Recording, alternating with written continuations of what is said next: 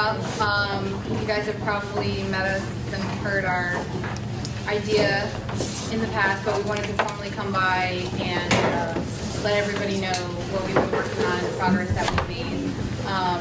NEWRA decided not to vote on our proposal tonight, so we're really just here to give you guys some information and get some feedback and hopefully have an open discussion with all of you on what you think and how to move forward.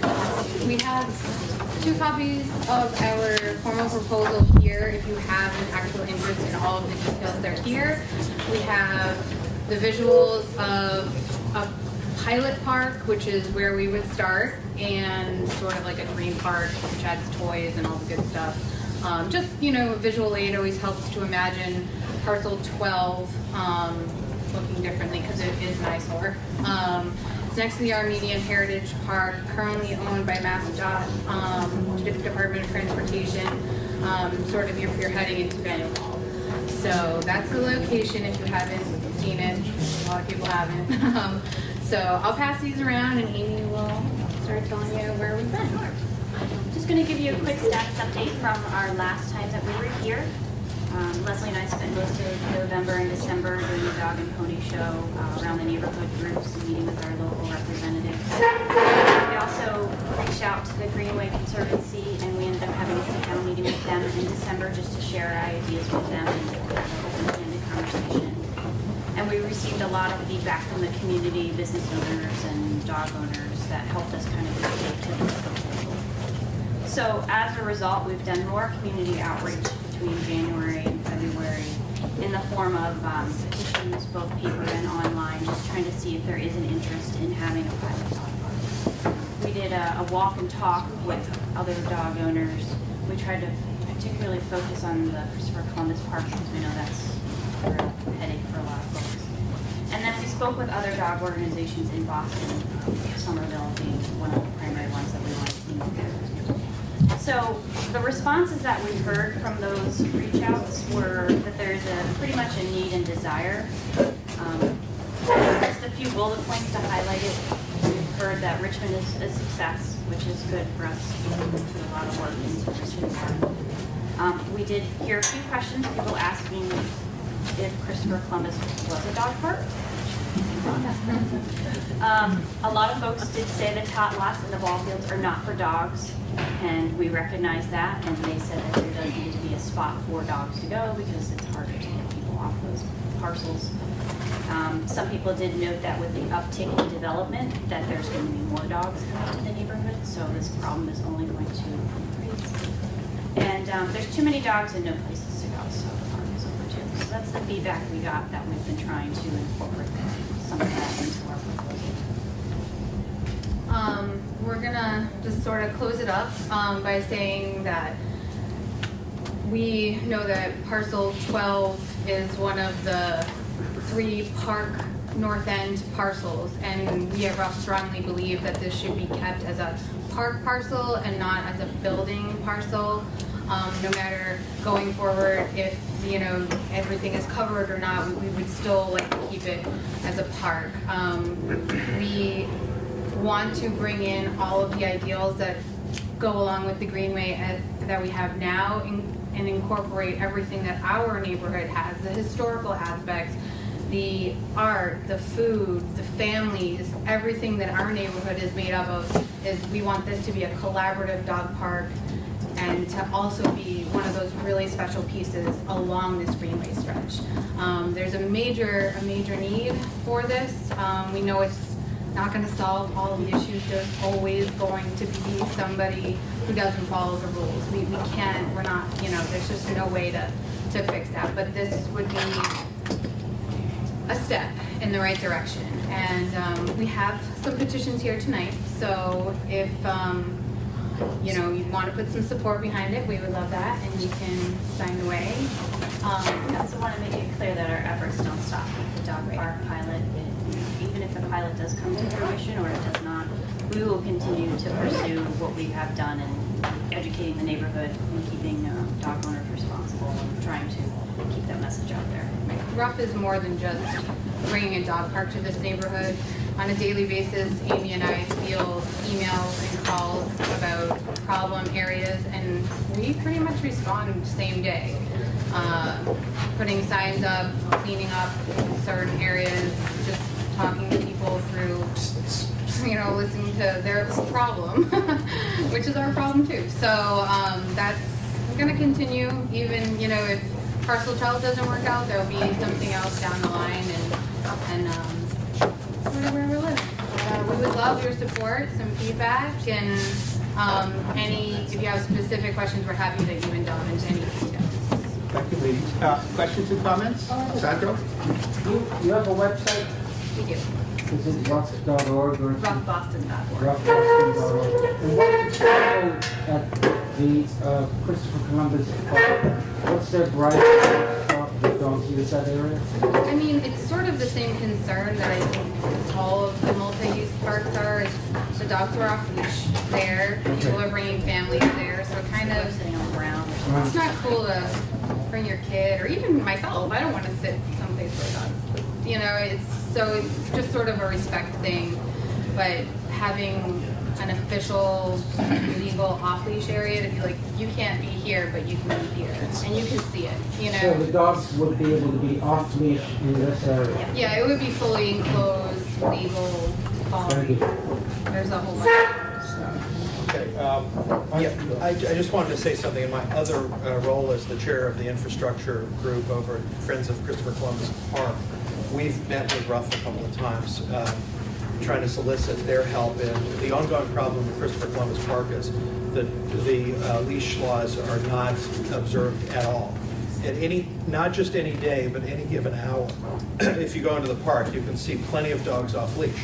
We've had situations where dogs have knocked over old people. We've had situations where dogs have knocked over little kids, and we're frustrated that as an organization, FOCCP, that there does not seem to be any city organization that can step up and handle the issue. The dog officers are not allowed to ask for IDs of people. If someone is told, you're violating the law, show me your ID, the person could say no, which they all know to do, and the dog officers can do nothing. So no fines are ever given. So that's part of the problem, and we've asked RUFF to come in a couple of times to see if there's any way to help us out. And you have told us that it's a big problem, and even like these maybe other owners and all that, but we still, as not just in that area, but in the Greenway parks and in other places where dogs are off leash, we need help. And you have a very nice proposal, but you really could gain a huge amount of community support if your advocacy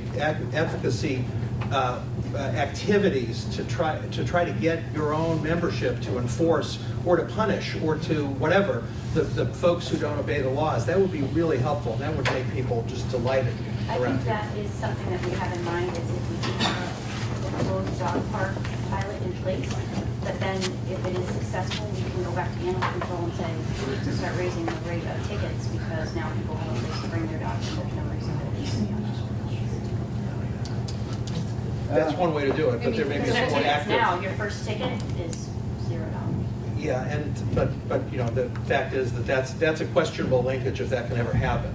So just we would ask that you think through other things you might be able to do as well, because really the neighborhood needs all the help we can get. There are dog issues in every park in the North End, but Christopher Columbus Park. Which is why we're here and we're trying to bring. I think our solution We love to dogs, that but- specific issue would be, if I'm standing in Christopher Columbus Park as a dog owner with my dog, and I see a dog that's off leash, I can say, hey, did you know that there's a dog park right there? If this is not a dog park, if you could take your dog there, then we can all live harmoniously. And if they don't, then it's up to me to then call into animal control and say, hey, there are dogs off leash in Christopher Columbus Park. I've spoken to them. We have a dog park. And then it's up to the city to come down and do their job. Has that been affected at all with Richmond Park? I mean, has anyone told people, hey, we do have a place? Is that a dog park on Richmond Street? Not No. It's not an official dog park, but it's. Someone decided to make it a dog park, put it one there, so I noticed they went by there a couple times. Yeah, we put some work into it, Yeah, it looks and not very since that decent, but has I been think that successful. proposal, we ways of doing a great job. I think the proposal should work out well. And I don't own a dog, so. Yes, Jeff? I have two questions. First of all, how would you access parcel 12? And the second question is, have you done a traffic study? Because there's hundreds of thousands of cars coming off the two exits, going down Service Road and coming down North Street from Congress and taking a right to Service Road. So how are you going to access parcel 12? We understand that that would be a concern. Currently, this is a pilot proposal, so we haven't put any money into any sort of studies. We're poor, you know, we're a dog group, so the money for a traffic study is not there yet. If we get to that point, then I'm sure that's something we'll look into. There's 2 points of entry for that parcel, and those will be the same points of entry if it becomes a dog park. And I would We have suggest to work with the access points. I guess there's ways to get in behind where parcel 12 is if they need to get into Mo. So we have to work with the access points that are mapped out in the maps.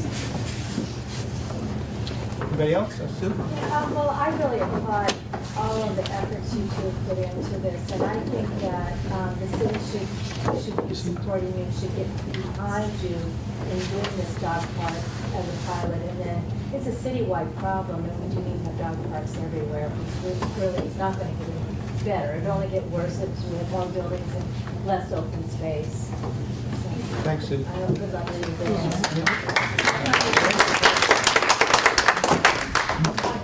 Just something quick here, Edie.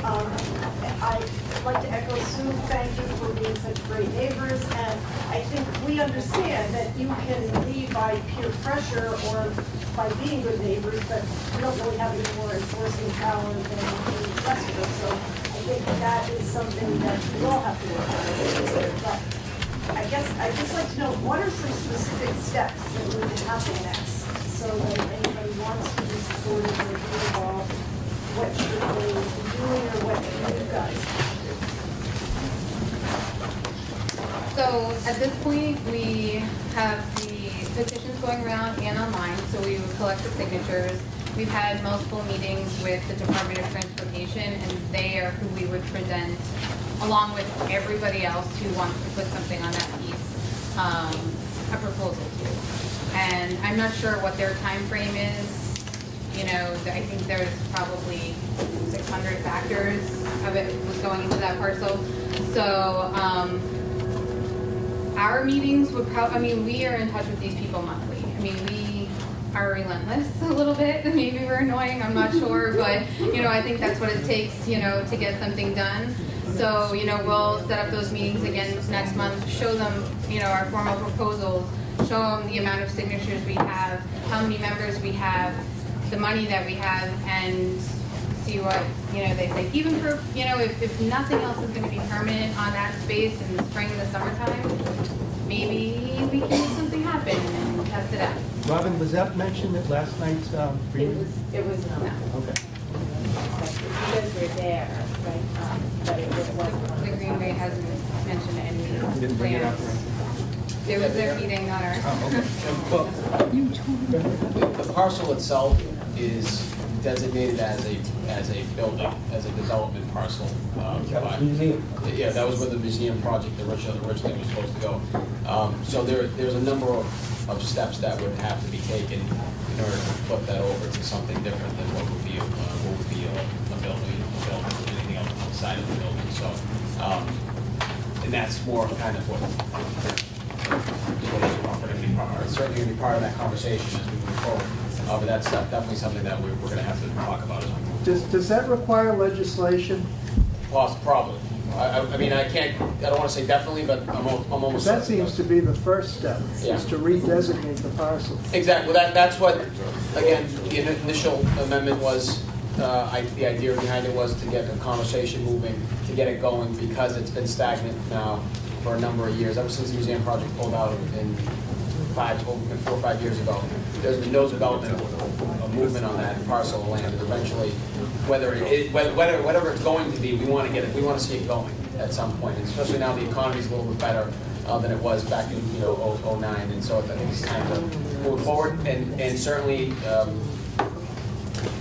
dog park will certainly, by the work that they've been doing, will certainly be part of the conversation in terms of what potentially could go there. Do you think the Greenway may wait till it gets covered if your bill is successful? Excuse me, I'm sorry? Do you think the Greenway may wait till it's covered if your bill is successful before they designate a user?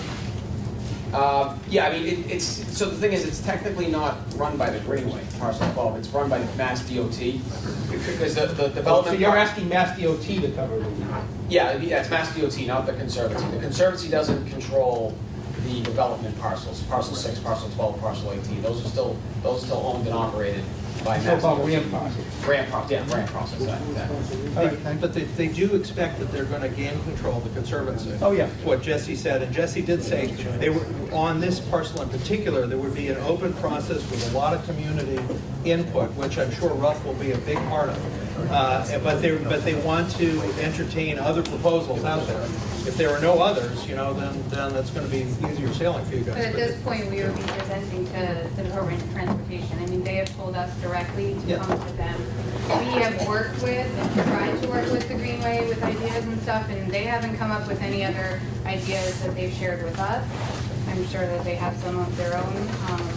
But at this point, we would not be presenting directly to the Greenway. They haven't told us any structural, format of how to present to them, so we would be presenting to the DOT at whatever point. Quickly, Sandra. I'll be brief.